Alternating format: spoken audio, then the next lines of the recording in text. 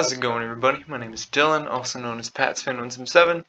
Welcome to my Draft Eve rumor breakdown for the Boston Celtics.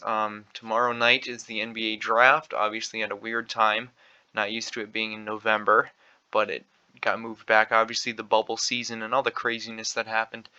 So I just wanted to look at some of the rumors that I think could happen and the crazy ones. Whole bunch being talked about with the Celtics. They go into tomorrow night having 3 picks in the first round and 1 pick in the second round.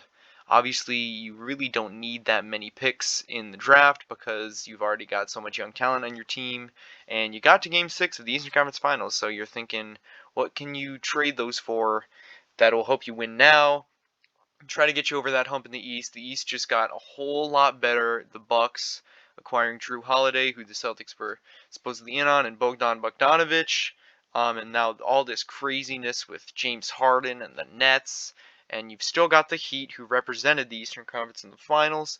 And Philly is always liable to do something nuts themselves. So it's been really crazy the past couple of days in the NBA in terms of rumors and everything. And so I just wanted to make a little video to break down what I think. And this is within 4 minutes of this video's recording. This rumor started. The Atlanta Hawks are in play to acquire Boston Celtics forward Gordon Hayward. I don't really know what they would give up for him. You know, it was rumored that the Celtics offer to the Pelicans for Drew Holiday was Hayward and the 3 firsts, and they turned that down. They got a huge deal from Milwaukee. And so that is something that, you know, the Celtics, again, we are the king of the almost deals, and we almost get somebody else there. But this is another thing, you know, Gordon Hayward, it was announced earlier today, his deadline, I believe, for determining whether he would opt out or opt into his contract the final year, was 5 p.m. today.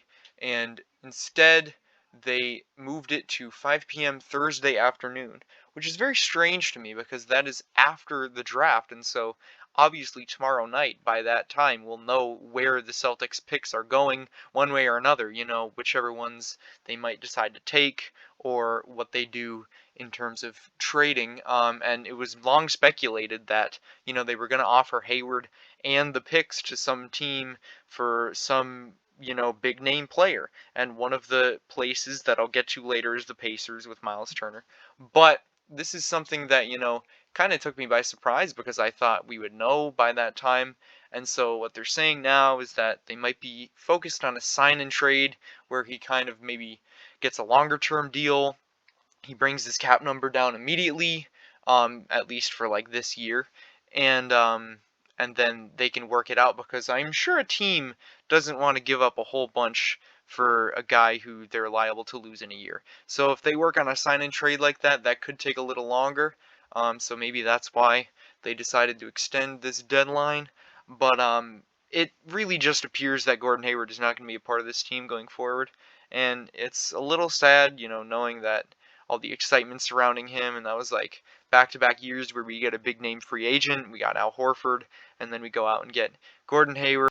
The sad thing about Hayward's tenure with the Celtics is that it'll always be remembered for its first 5 minutes, and that gruesome leg injury he suffered against the Cleveland Cavaliers.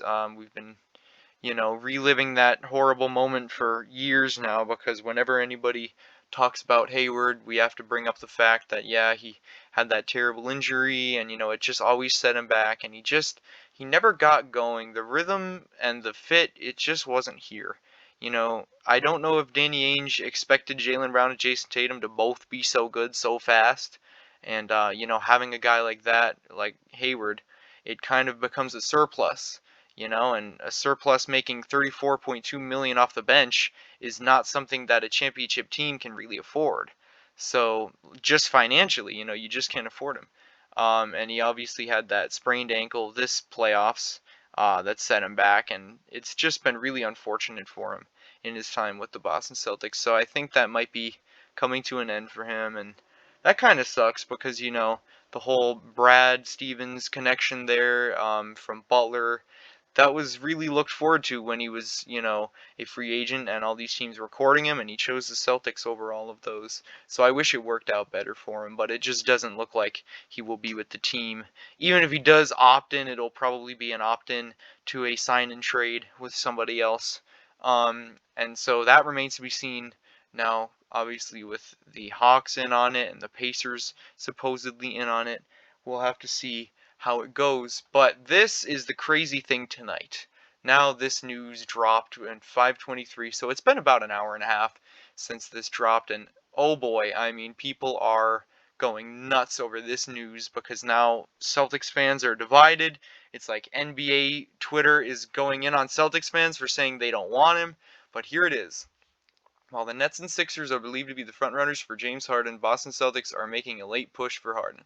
They are trying to flip Campbell Walker and Gordon Hayward for picks and young assets that would appeal to Houston frantically. So that might be what they're doing with the Hawks and Gordon Hayward. They might be looking to move Gordon Hayward and just say, all right, we'll give you whatever pick or whatever high asset that you get. Because, to be very honest with you, the Houston Rockets probably wouldn't look at Hayward and Kemba as something that they desire right now. If they're going into a rebuild, why take these aging veterans on these big money deals? I don't think that would appeal to them at all. And so the Celtics would probably have to go through a separate channel in order to make this trade if they were to do it. And it's crazy. I have no idea what is going to happen with this.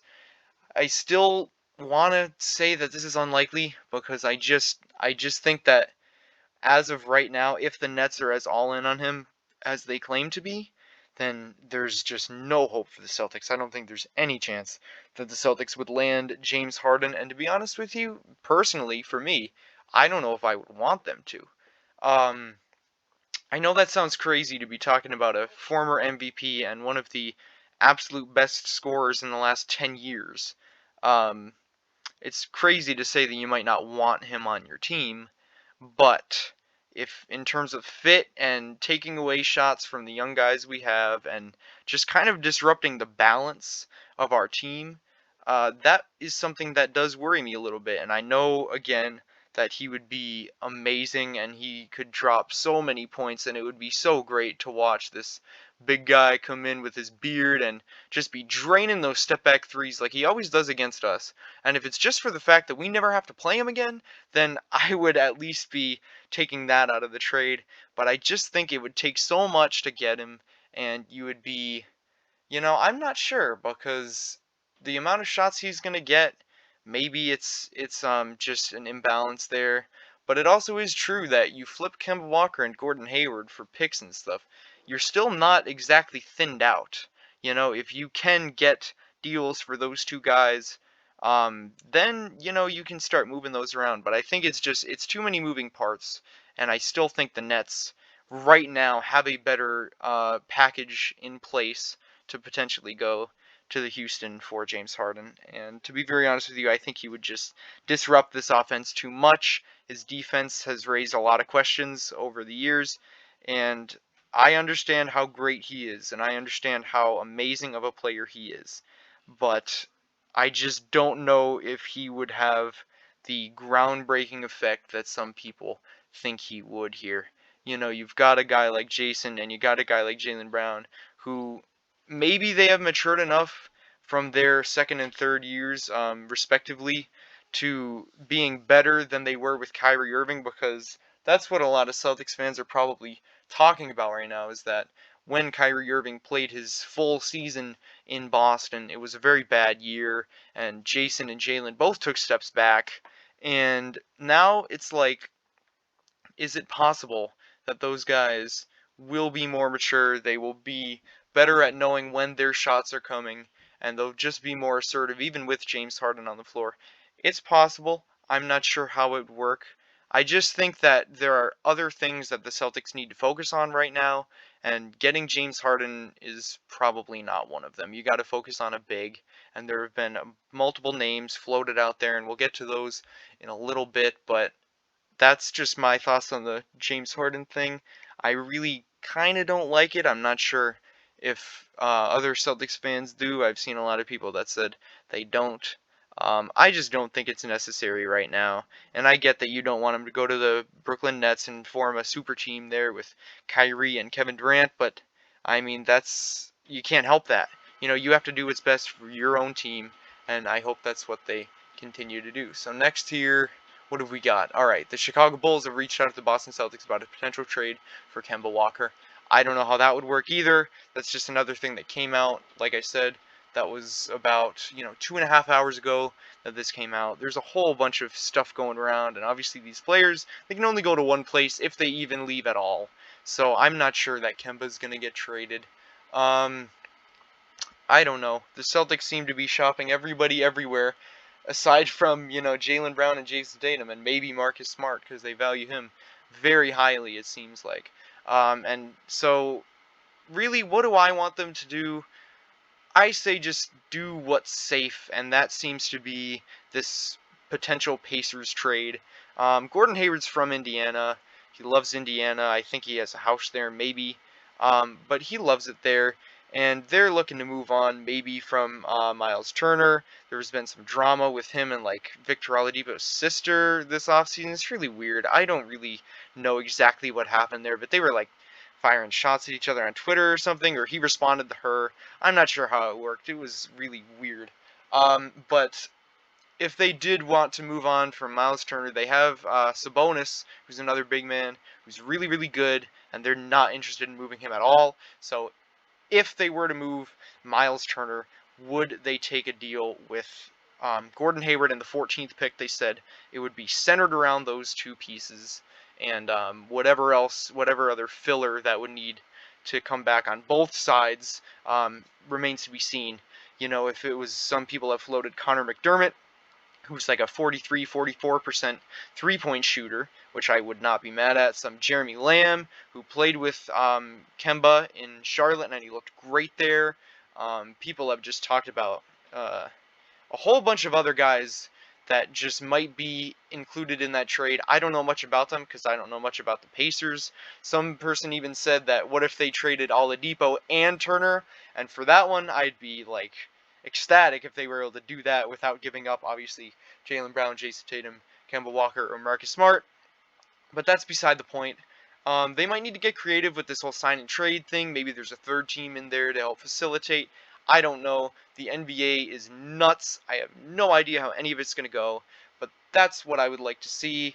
I've heard like every name under the sun being floated for the Celtics. This morning I read somebody saying like they should go after Paul George. It's ridiculous how much people are saying right now. They want people, I mean, I've heard people say they want him to bring back Aaron Baines, which I would love. Bring back Isaiah Thomas. Bring back Rajon Rondo. Go after Lou Williams. All these names that are just being thrown out there. And it's really confusing when you're trying to figure out what the Celtics are going to do. I apologize if I say this name wrong, but there's the big man Onyeka Okongwu. I'm not sure if I said that right again, but he's out there in the draft if they wanted to trade up, which is another possibility. So they have a lot of moving parts right now. And the funny thing about the Celtics is that they have a lot of assets without giving up most of what they have in place. Assuming that Gordon Hayward does in fact want out, which some said he does. I'm not sure. So we'll have to wait and see. We'll know something by the end of tomorrow night, and I can't wait for that. I'll probably be making a video on that, so stick around for that one coming out. But we'll see how it goes. This could happen overnight. This could happen tomorrow morning. No one has any idea really when this will happen. It could happen right when I shut off this recording and I stop the making of this video. That could be it. So I'm not sure. It remains to be seen. I would love to see a big guy like Miles Turner come to the Boston Celtics. Don't know if that's going to happen. I would love to see it though. And anyway, yeah, I hope we'll know some more tomorrow. I was expecting to know a little more today than we do, but that's okay. So anyways, guys, stick around if you do want to see my coverage after the draft and whatever the Celtics continue to do in this free agency off-season trade period that always goes crazy in the NBA. So anyways, I will see you all in a little while.